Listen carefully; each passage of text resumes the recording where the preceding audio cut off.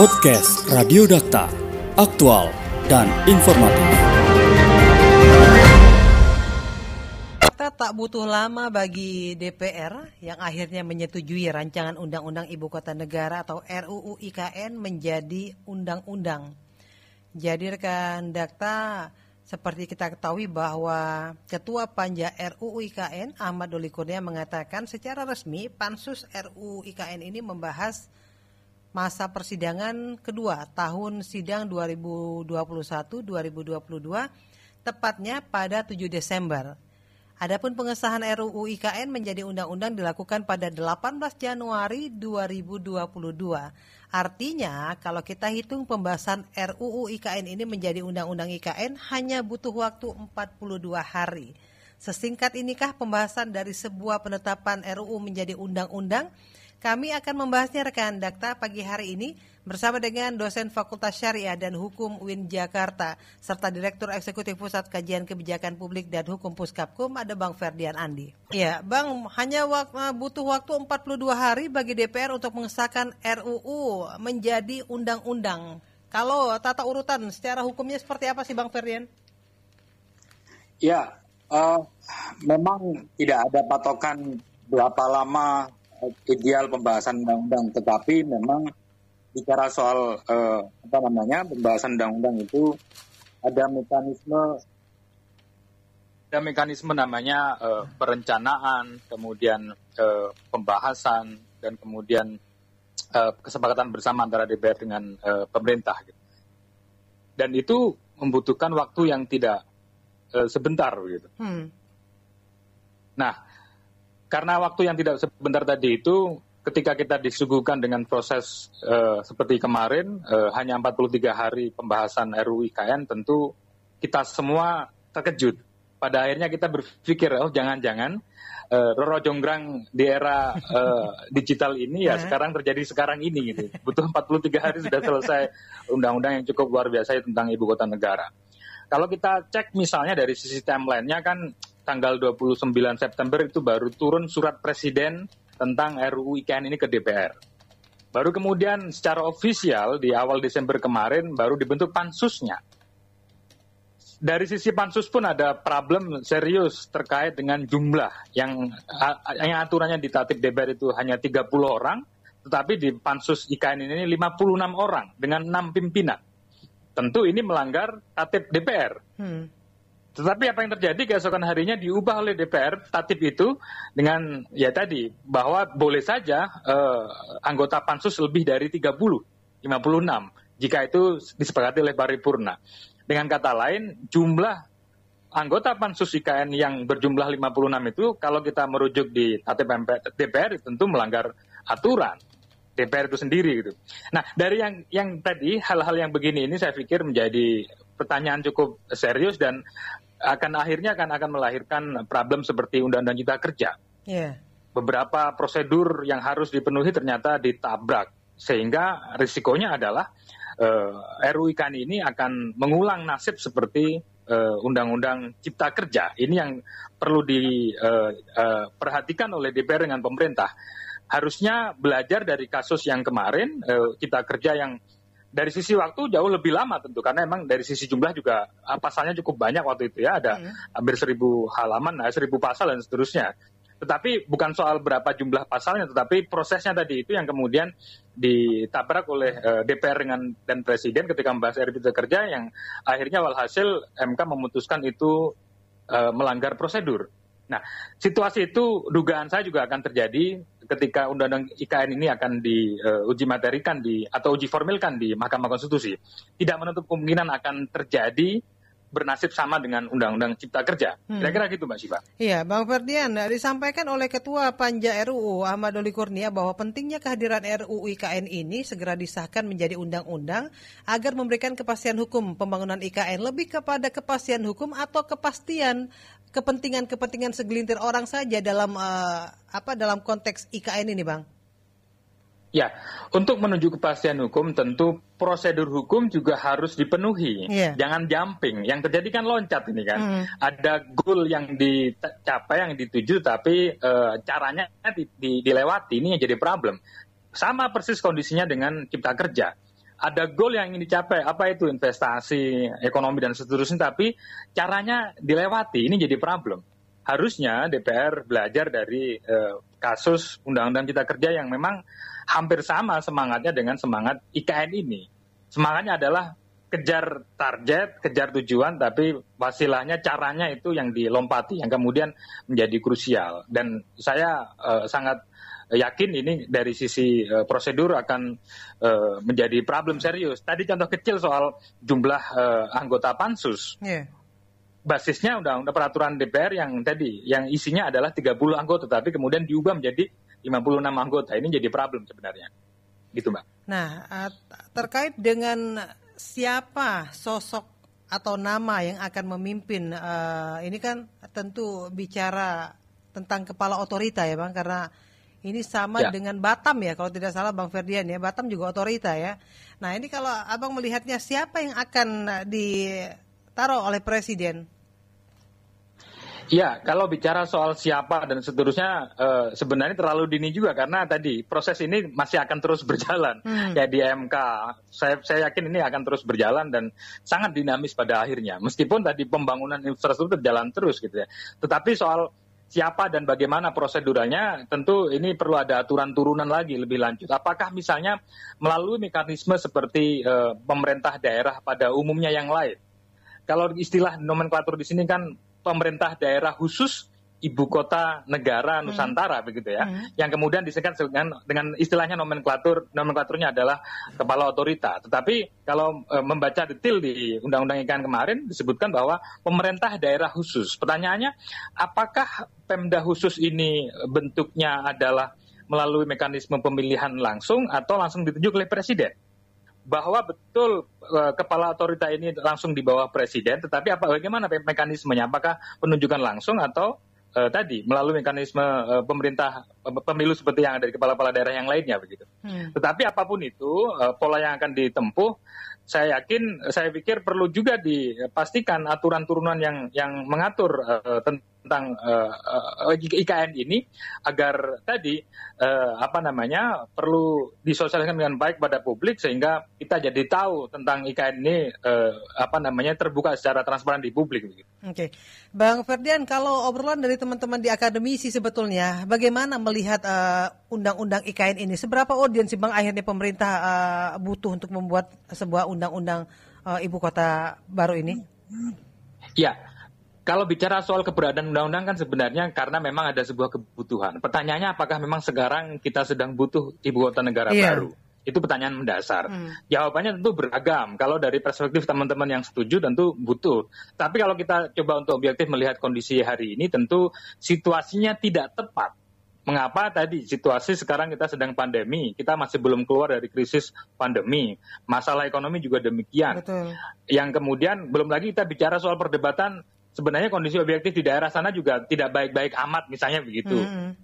Sehingga memunculkan perdebatan. Nah, ketika memunculkan perdebatan, yang terjadi adalah tadi karena kurangnya percakapan antara negara dengan warga negara, sehingga proses komunikasi itu terbuntu gitu. Sehingga memunculkan polemik. Padahal harusnya ketika ide ini dimunculkan oleh Presiden di tahun 2019 kemarin, mestinya udar gagasan itu dirayakan semaksimal mungkin.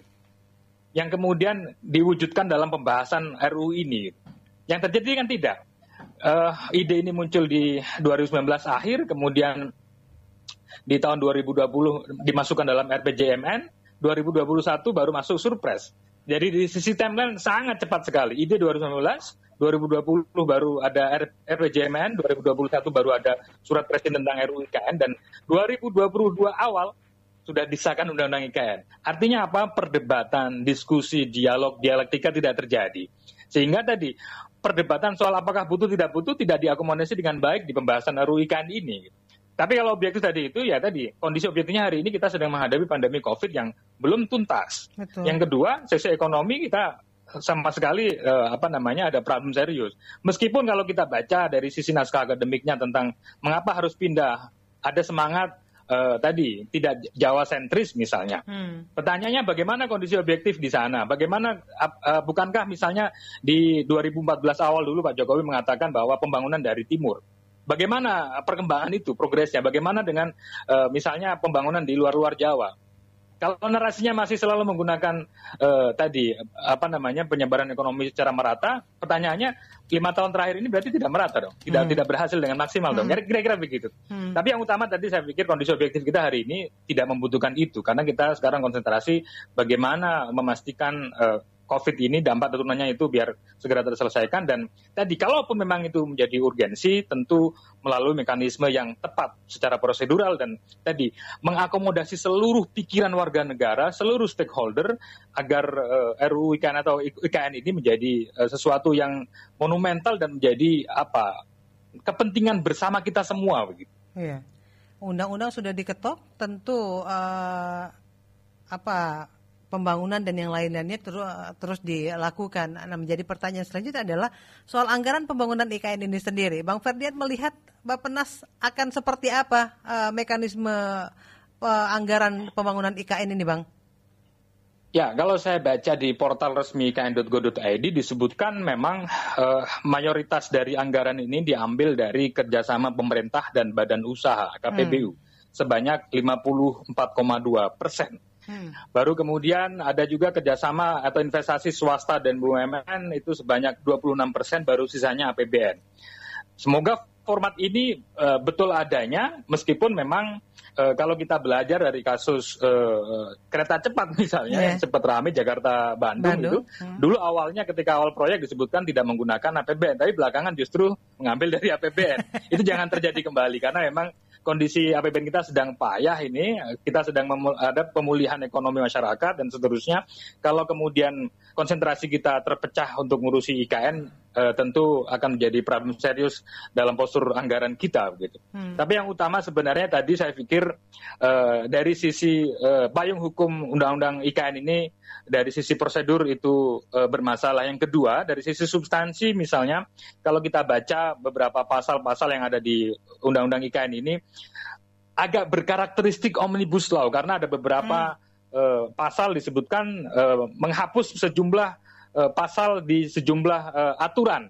Ini kan karakteristik omnibus law. Kalau kita sepakat dengan asumsi ini, tentu ini juga akan jadi masalah, karena kemarin di putusan MK tempo hari Undang-Undang Cipta Kerja dibatalkan. Salah satunya adalah argumentasinya adalah karena memang belum ada payung hukum terkait dengan mekanisme penyusunan undang-undang yang berkarakteristik omnibus law. Tentu ini perdebatan tentu ya, tetapi kalau kita baca secara pelan detil tentang sejumlah ketentuan yang ada di undang-undang ini berkarakteristik omnibus law, dan itu perlu kita konfirmasi di MK. Apakah demikian atau bagaimana begitu? Oke. Nah, kalau melihat dengan ibu kota negara yang baru ini, akankah aset-aset bagus pemerintah pusat yang ada di Jakarta kemungkinan akan dilego dalam tanda kutip karena APBN kita tidak kuat untuk menopang pembiayaan IKN ini, Bang Ferdian? Wah, itu terlalu spekulatif ya, tetapi apapun pilihan kebijakan pemerintah ketika melakukan proses pemindahan ibu kota ini, tentu semua harus berdasar aturan hukum. Itu saya pikir menjadi prinsip yang harus dipegang oleh semuanya gitu ya. Tapi saya tidak mau terlalu jauh membahas soal itu, karena tadi saya masih berpikiran ini akan bermasalah dari sisi prosedur pembentukan. Belum lagi kita berdebat soal substansi tadi yang kita bahas gitu ya. Jadi terus pagi kalau kita bicara soal proses pemindahan, meskipun kita juga meyakini ini so must go on terus, ini berjalan terus, meskipun ada proses uji materi atau uji formil di Mahkamah Konstitusi.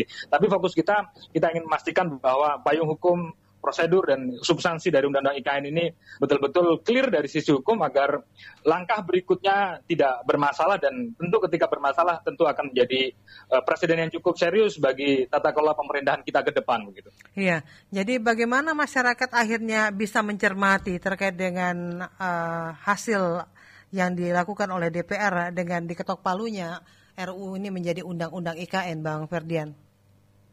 Ya, kita semua akan melihat bagaimana mekanisme proses yudisial di Mahkamah Konstitusi begitu nanti dalam waktu dekat, karena ada beberapa kalangan masyarakat sudah berencana untuk mengajukan undang-undang IKN ini ke Mahkamah Konstitusi. Kemudian nanti kita akan melihat bagaimana perdebatan hukum yang ada di ruang mahkamah begitu. Dan yang kedua, pesan penting sebenarnya harusnya pemerintah belajar dari sekedar soal tujuan, tapi bagaimana kita harus taat asas, taat prosedur. Demokrasi ya melelahkan memang, namanya demokrasi memang melelahkan. Lelahnya bagaimana? Jadi kita harus mengajak banyak bicara pada warga negara, kita harus berdiskusi, berdebat. Nggak potong kompas seperti yang terjadi Cipta Kerja atau di IKN ini. Ya, ini konsekuensi dari demokrasi konstitusional. Kita tidak bisa sembarangan, tidak asal semaunya begitu. Semua harus diperdebatkan, semua harus didiskusikan, dan tentunya ini adalah sebagai upaya untuk memastikan setiap produk hukum yang dihasilkan oleh DPR dengan pemerintah itu memang betul-betul atas kehendak rakyat, atas kehendak publik begitu. Ya, dan mudah-mudahan DPR juga bekerja atas nama rakyat seperti itu ya, Bang. Semoga. Satu poin saya Mbak Syifa. DPR selama ini masih baru sekedar menghadirkan representasi secara fisik. Harusnya DPR merepresentasikan gagasan rakyat di ruang sidang. Ini yang saya pikir penting. Beberapa momen terakhir ini absen.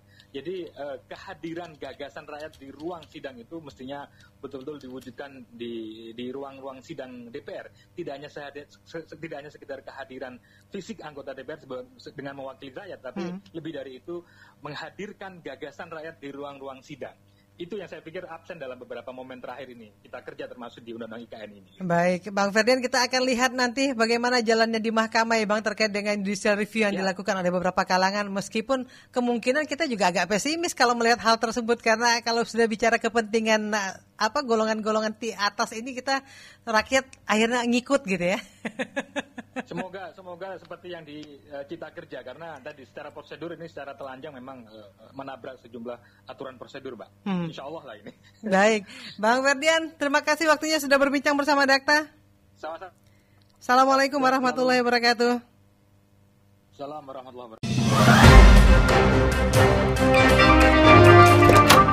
Podcast Radio Dakta, aktual dan informatif.